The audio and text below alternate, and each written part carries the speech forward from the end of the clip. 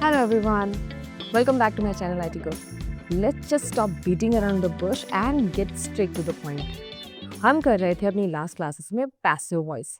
Passive voice total कितने होते number में? 8। और अब तक हम कितने कवर कर चुके हैं? 6। अब रहते हैं 2 लास्ट पैसिव वॉइस और अपनी आज की क्लास में मैं आपको वो कंप्लीट समझाने की पूरी कोशिश करूंगी। इससे रिलेटेड फिर भी कोई डाउट्स रहते हैं so you know how you can contact me through your comments.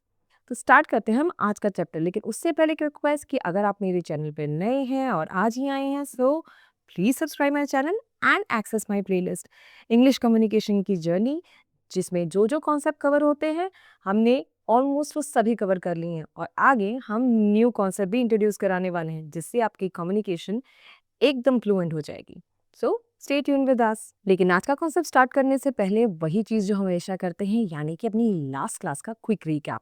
Last class में हम पैसिव वॉइस कंटिन्यू कर रहे थे और एक मैंने डाउट क्लियर किया था कि हम future continuous tense in passive voice क्यों नहीं यूज़ करते, क्योंकि इसका यूज़ ख़त्म हो चुका है। और क्यों हो चुका है उसका रीज़न भी बताया था मैंने पास्ट क्लास में, इसलिए अब मैं सिर्फ थोड़ा ब्रीफ बताऊंगी।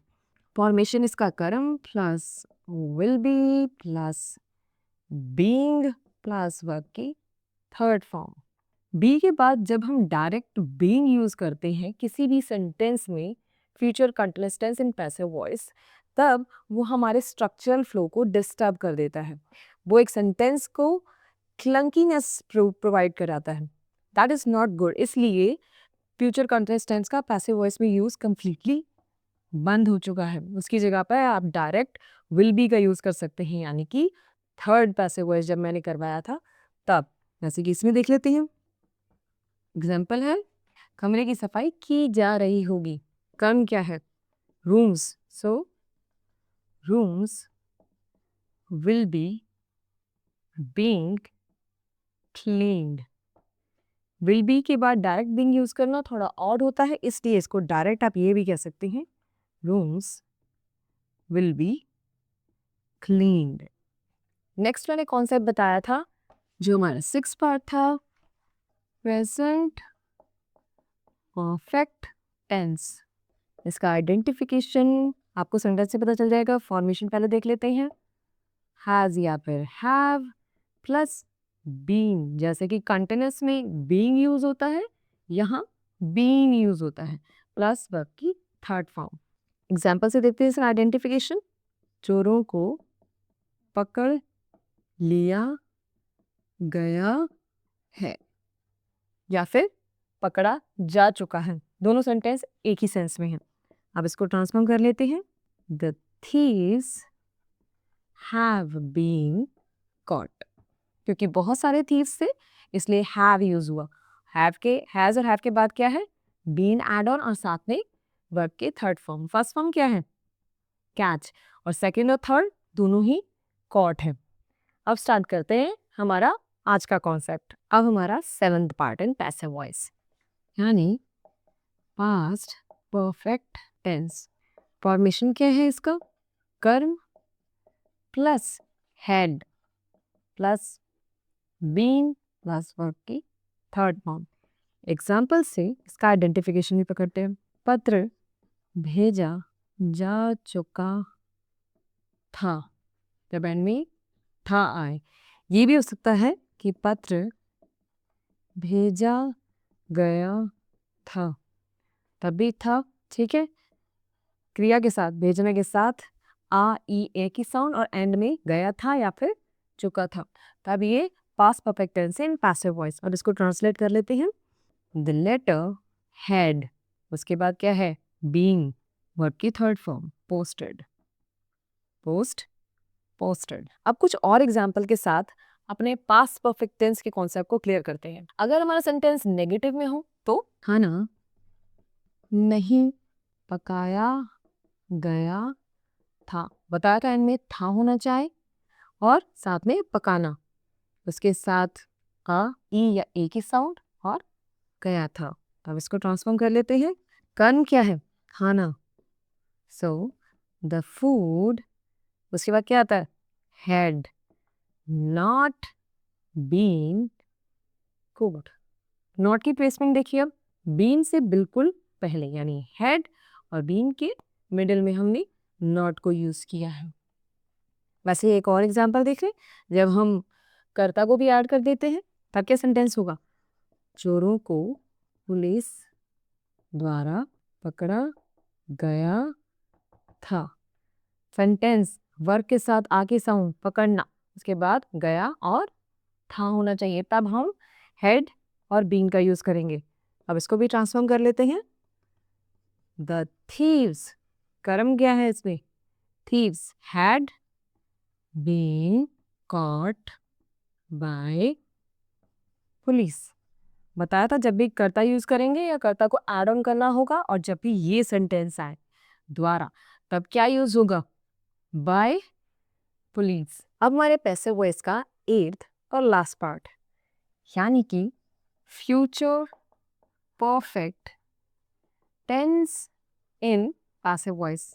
फॉर्मेशन देखिए इसकी, कर्म plus will have.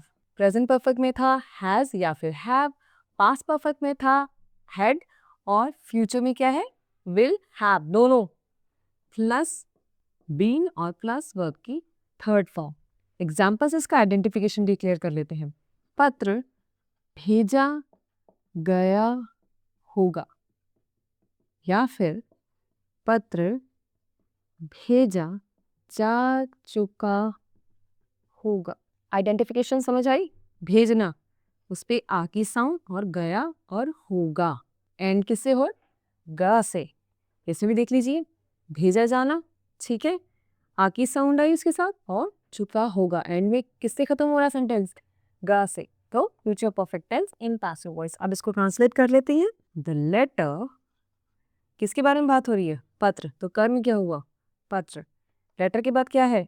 Will have. Will have, उसके बाद बीन, जा चुका होगा, सेंट। फर्स्ट फॉर्म क्या है इसकी? सेंड, और सेकेंड और थर्ड दोनों सेम है, सेंट। देखिए अब यहाँ पे विल हैव यूज हुआ है, साथ में बीन यूज किया है। ये तो हुआ simple sentence in passive voice. लेकिन अगर मैं इसके नेगेटिव और इंटरोगेटिव सेंटेंस बनाना चाहूँ, तब प्लेसमेंट क्या होगी वो भी देख लेते हैं। पहले नेगेटिव बनाते हैं। रिपोर्ट पर साइन नहीं किया गया होगा। करना पे आगे साउंड, गया और होगा एंड क्या हो रहा है? ग। अब इसको ट्रांसफॉर्म कर लेते हैं। रिपोर्ट पर साइन नहीं किया होगा, कर्म क्या है? रिपोर्ट।